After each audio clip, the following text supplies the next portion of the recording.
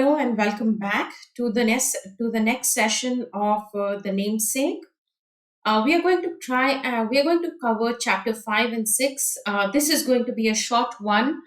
Hopefully I would be able to upload the next session on chapter 7, 8 and 9 soon, and then you would be ending this discussion, these sessions on the namesake. So we have covered the novel quite comprehensively in these sessions.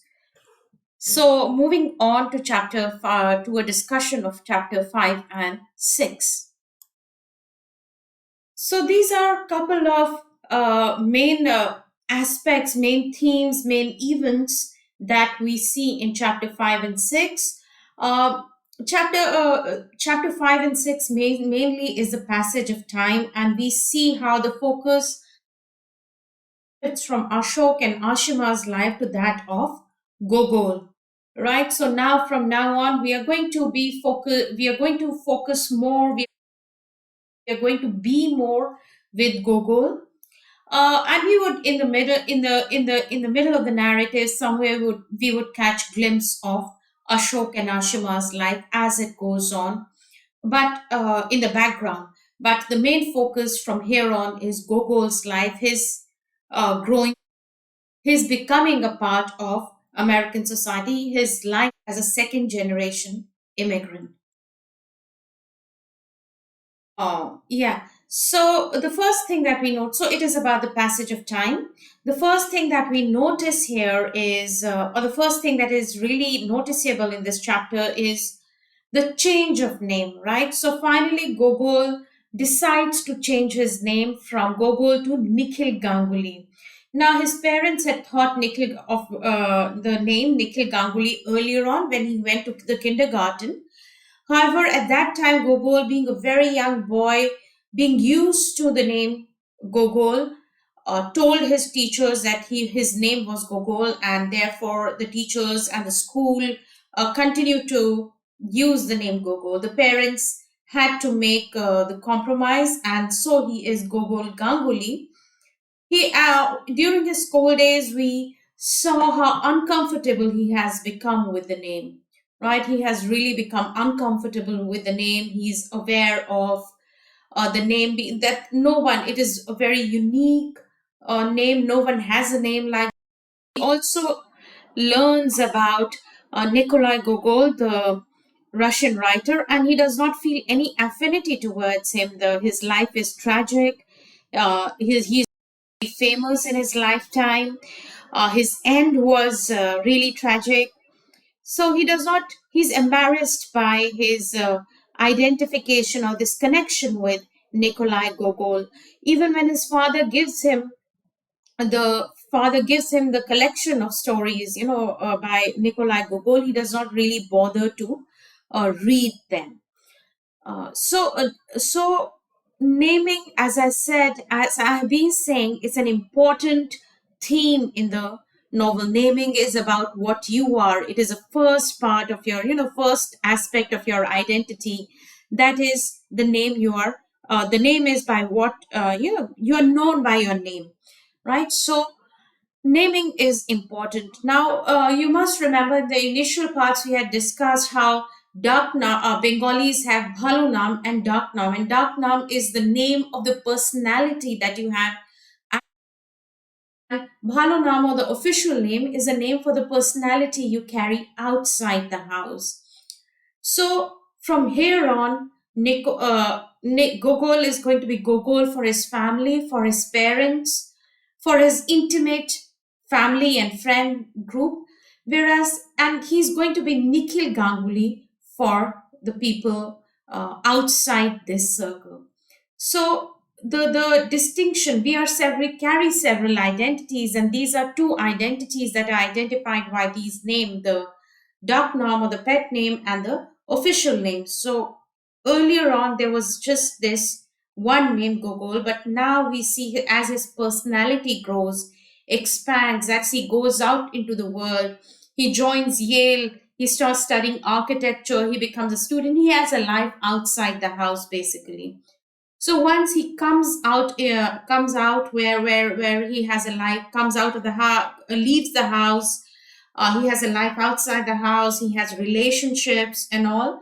We see that his personality is expanded, and he's Nikhil Ganguly and Gogol, both simultaneously in different spaces. The name or the change of name is shockingly easy, he discovers. And however, initially he feels that he's an imposter, right? He cannot identify with the name Nikhil. He's so used to Gogol, and it takes time getting used to this name. For the world, he's Nikhil. For his new friends, for his university, for the family and old friends, he remains Gogol. At the university, he takes on a new independent identity, a persona of an American student. We see his love for architecture, right? He has first serious relationship with Ruth. On the other hand, his first and this relationship proves to be intense and short-lived. It begins on a train ride during his sophomore year Thanksgiving. Yeah. The second during and the second relation and the second during the same break in his second year, right? The second relationship with Max is also during. We see them again on the train during Thanksgiving in his senior year. So remember, train rides are very important. Again, another motive apart from naming train rides. A lot of action happens on the trains. Gogol meets his first girlfriend on the train. They meet on the train. They kind enter into a relationship as they chat on the train. This first short-lived relationship with Ruth ends. It ends as they drift apart. Ruth goes to England to study further. The repetition of train motive shows that he has grown and changed over the duration in the intervening 4 semesters. So we see him first going to for the Thanksgiving during his sophomore year, where he meets Ruth, and then we see another train ride back home after the break in the relationship, and we see how the relationship has gone. We learn about how the relationship has gone, and process we also see how he has grown up over these 2 years or 4 semesters, how he entered into his first relationship and how it broke up because they're young, they are studying, they have different ambitions, careers, and so on. Second train ride, I think, when he's coming back, that is also an important event. I think it is at the end of chapter 5, where this it is delayed, where the train is delayed due to an accident, a suicide, and where the train is delayed. Ashok, who always waits for Gogol to take him home from the train station, is very worried. He is quite anxious when the train reaches home. Let's go and read that part. All right, so here it is. Gogol being late, the father being anxious, someone jumped onto the track somewhere in Rhode Island. I tried to call you, they had to wait for the police, I think. And this is Ashok, I was worried. And Gogol replies, I hope you haven't been standing out in the cold all this time, Gogol says. And from his father's lack of response, he knows that this is exactly what he has done. So Ashok is so worried that he stands outside waiting for the train.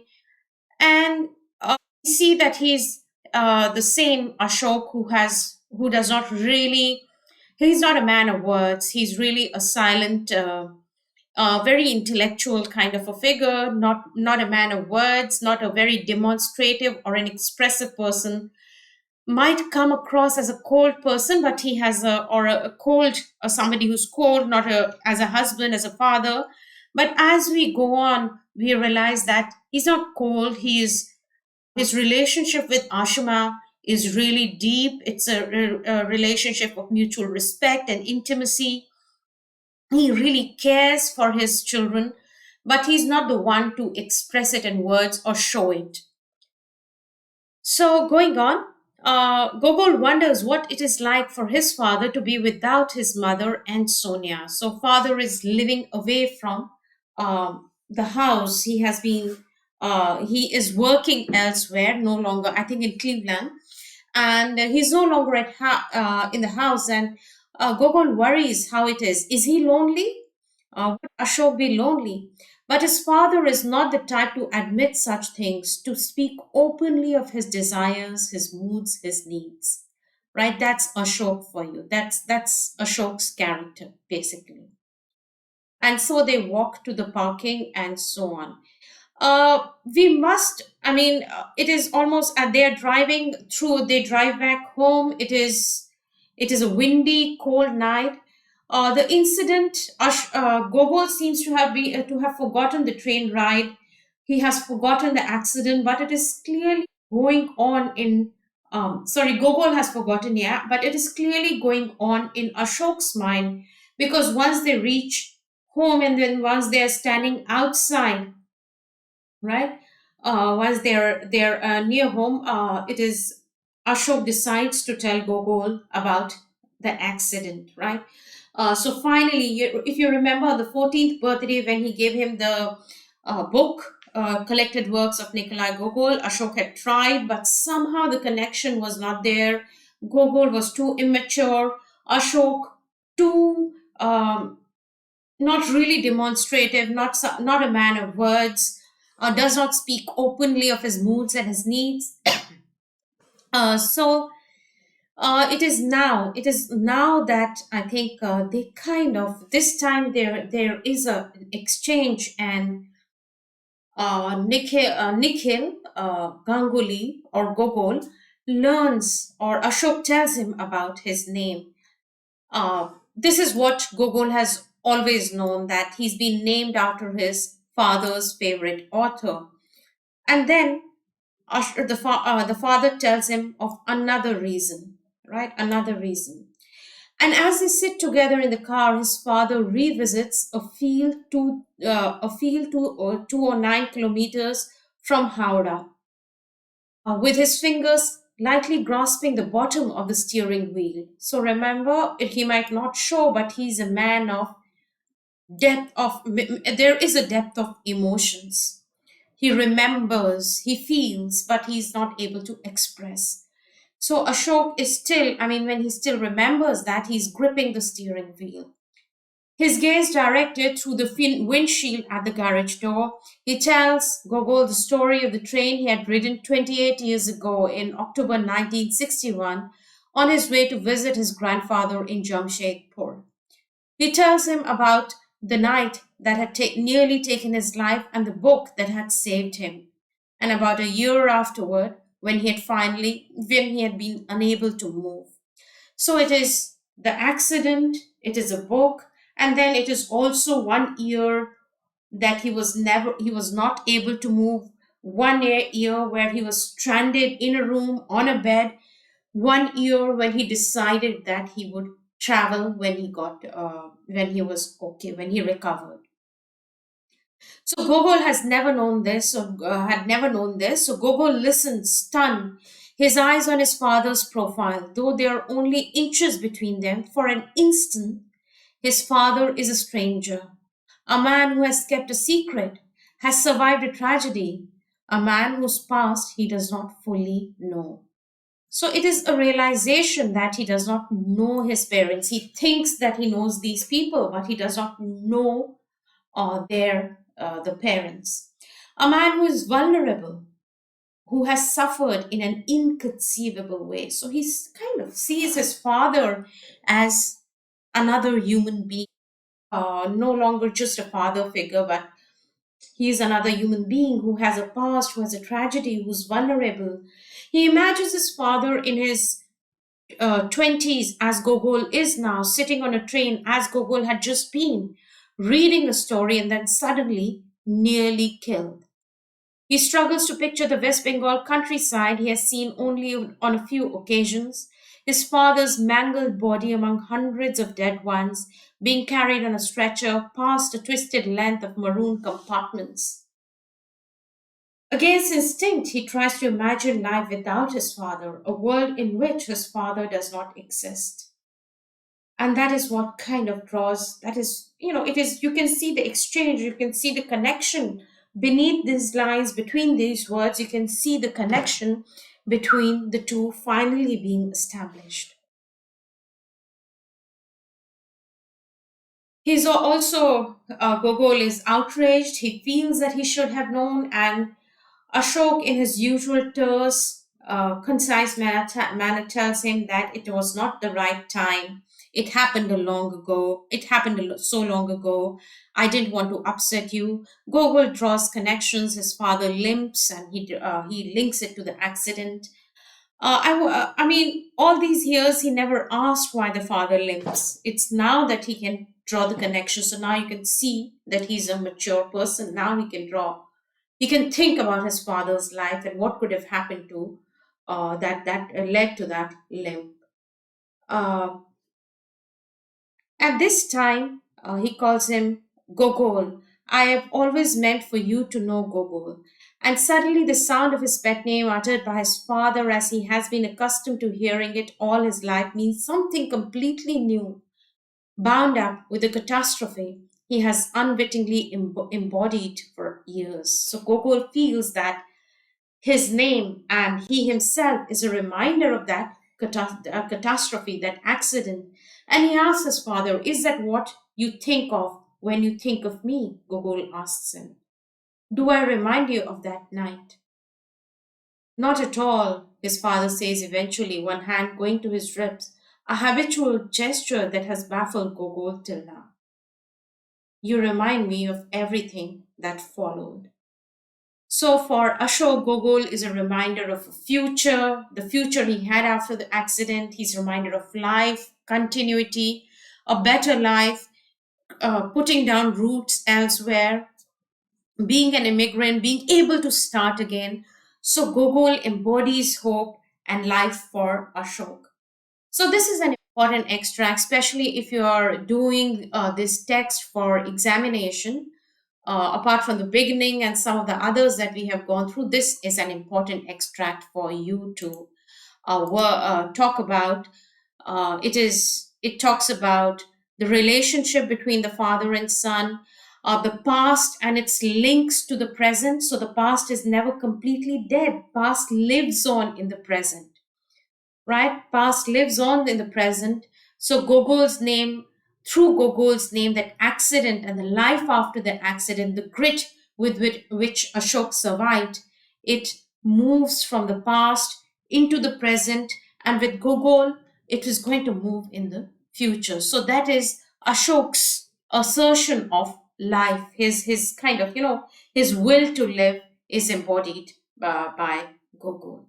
So again, the extract, the relationship uh, between father and son, past, the relationship between past and present, the accident. Another thing that you can talk about is, of course, the significance or the motive of naming in this novel. Train journeys in the novel, because it's happening directly after a train journey in which the accident happens. So motives like train journey, train motives like the naming, uh, migrant, being a migrant, being from India, moving on, putting down roots, carrying the past. Past is not left behind. Past is carried. Past in India, Ashok's past in India, is carried forward by Gogol, even as he puts down roots, even as he becomes American. The memories, the connections to India survive into the future.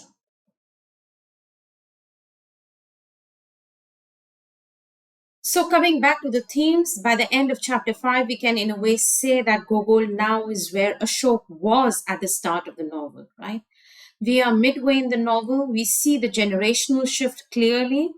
At this point, Gogol has left his parents' home. He has moved to the college. Also, it is also a life-changing event in Ashok's life. The accident is in contrast to the safe and gradual change that comes uh, in Gogol's life. His accident, Ashok's accident, which changed his life, is in such a contrast to the safe, gradual change that comes in Gogol's life as he becomes a new person, Nikhil. Right? Remember, we discussed that how the accident created this new person, Ashok, who wished to travel, who it just changed the trajectory of his life. This change that also happens in Gogol's life is much more gradual and safe.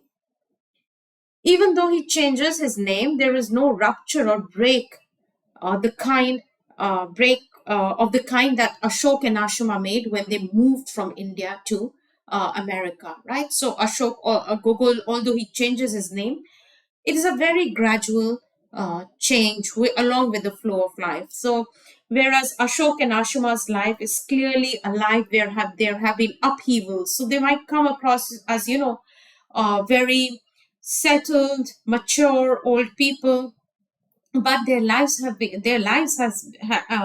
been marked by upheavals, whether it is the accident or whether the journey that they made from India to America, the way their lives changed, way their relationships changed, relationship to the family back in India, developing new relationships in America. So it is their life is full has been full of upheavals, right? But at this moment, right at the middle of the novel, this moment where they establish a connection, where Ashok tells a story to Gogol, where the father and son establish a more mature kind of a connection. There is also a connection between their past and their present and their future. It is also a moment of transition. The first generation, its hardships, the hard decisions that they had to make now seem to be paying off as Sonia and Gogol find an easy, safe, secure life in America. Chapter 5 ends on that note. Chapter 6 is about Gogol's second relationship, and the novel jumps a few years. Gogol has moved to the New York City. He has his Ivy League education from Yale to Columbia. He's living in a small apartment in Manhattan where he meets Maxine, who lives with his parents in Chelsea. So, Maxine and her parents, the Ratliffs. At the Ratliff's house, Gogol is awed by Maxine's parents, Lydia and Gerald. They're suave, they have cultural knowledge, they are the upper class, they are the rich, uh, the people who are not not making their way in the world like his own parents, slowly establishing themselves in America, moving up year after year. The Radcliffes are the settled rich. They are like the aristocrats of America, right? They are the upper class, the richer, the creamy layer of America. So Gogol points out various architectural features of the townhouse to Maxine, who is pleased to learn them. Gogol falls so swiftly in love with Maxine that it's not just Maxine. He admires that way of life, right? Once he becomes a part of her life, he adapts to living with the Ratcliffes. He rarely goes back to his studio. His visits to his parents' house decrease. So, in a way, he's taken in by that affluence that he sees at the Ratcliffe's house. There is affluence, of course, there is also freedom, there is cultural knowledge that is shared. They talk about art and so on. They seem knowledgeable about all these things. So, we see the cultural difference between Gogol and Maxine, and through them we see the cultural difference between the Gangulis and the Ratcliffes. The Gangulis who represent the immigrants, right? The Indian American Indians, the Indian immigrants to America, and the Ratcliffes who represent the older generation of Americans, right? The people who are not who don't have to really who are safe and secure about their place in America, who are rich, so they are not middle class, they're rich, they are settled, They are the affluent class in America. So we see the cultural difference between them. And Maxine, I mean, we see it constantly. Maxine is, for instance, Maxine learns about the arranged marriage of Gogol's parents. She's shocked. So, and throughout, we see the cultural difference playing and at the background of this relationship. And Gogol trying to adapt. For her at this moment, he is quite infatuated, he's quite taken, so the affair with Maxine is not just an affair with the girl, it is his affair with American affluent class, right? His dalliance with American affluent upper class. When they go, the important scene in that chapter is chapter 6, is when they go for the Thanksgiving meal. Maxine and Gogol go for the meal to the parents, and the meal is very embarrassing and awkward for Gogol. And again, we see the cultural difference. Let's go and read that part quickly. So here it is. Maxine is the first girl that Gogol has brought home, and Ashok and Ashima really do not know. She's the first girlfriend, and she's American, right?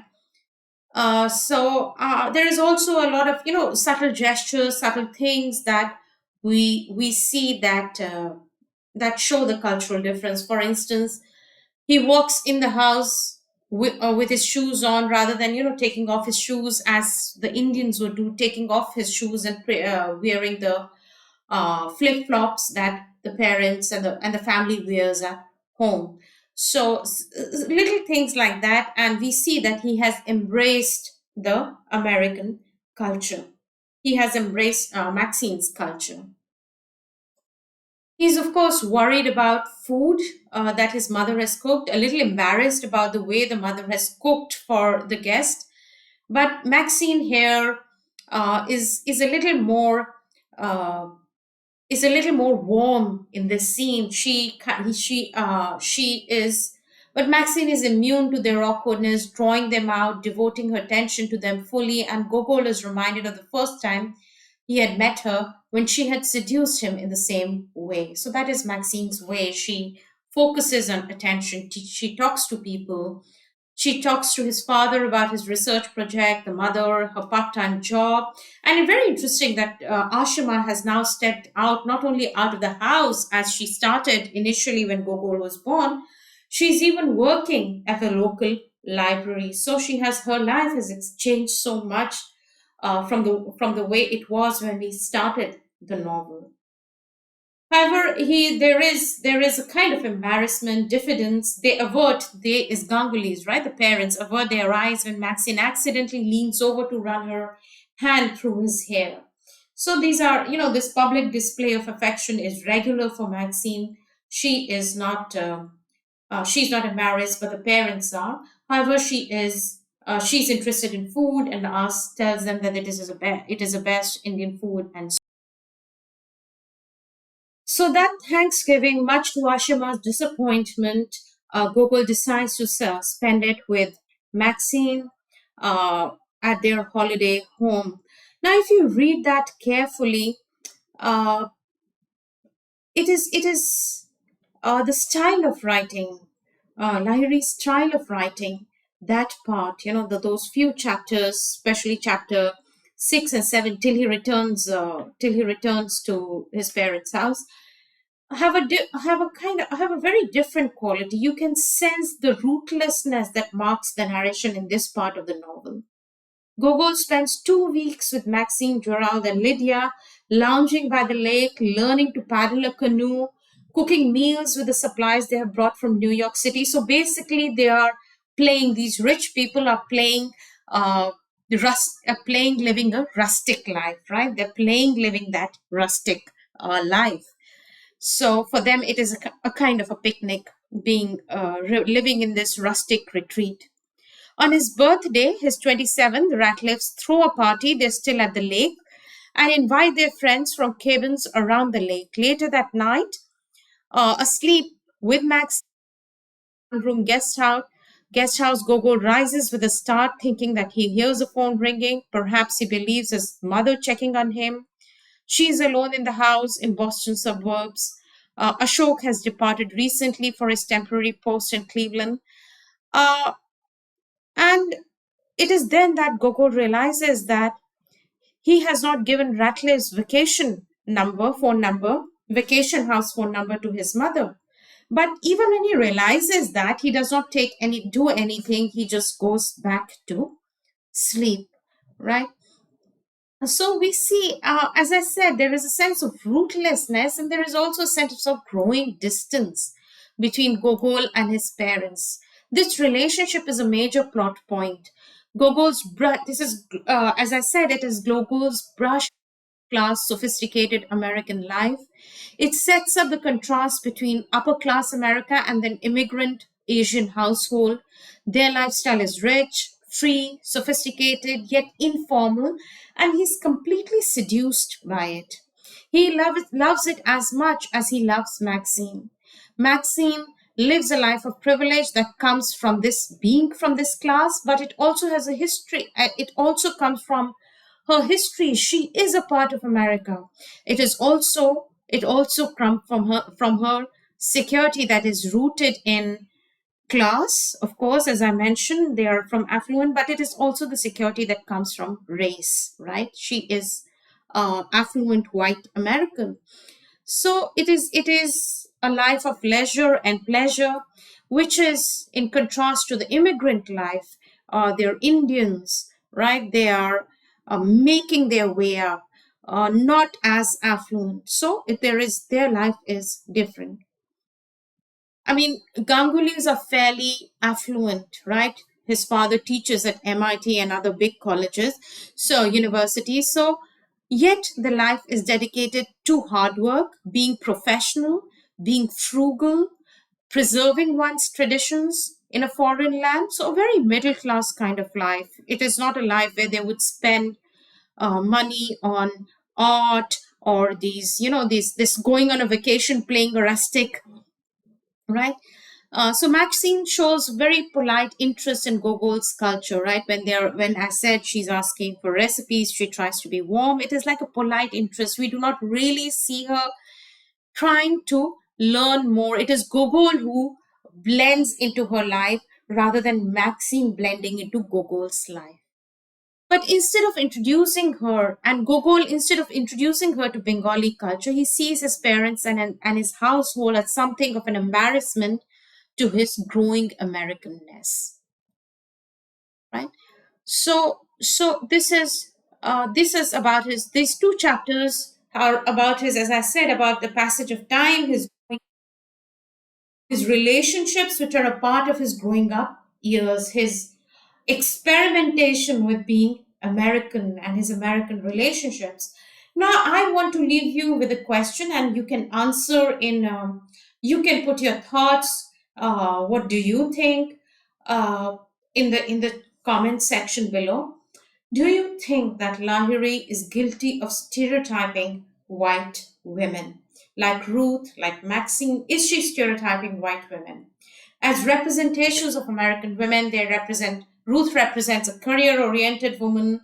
Uh, Maxine and Ratcliffe represent a very materialistic, consumeristic lifestyle.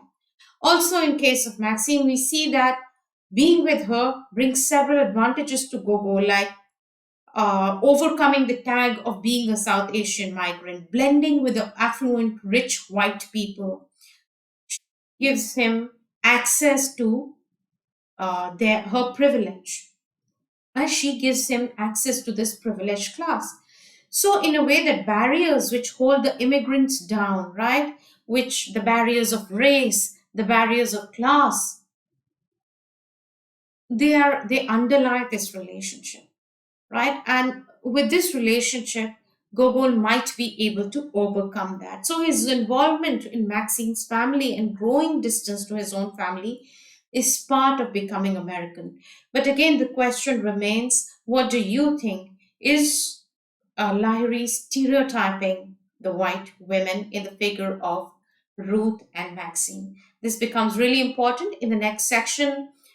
in the next few chapters when we see Moshami, the another girl that Gogol is going to get involved with. So on that note, I think we have covered chapter 5 and 6 quite comprehensively. We would move on to chapters 7 and 8.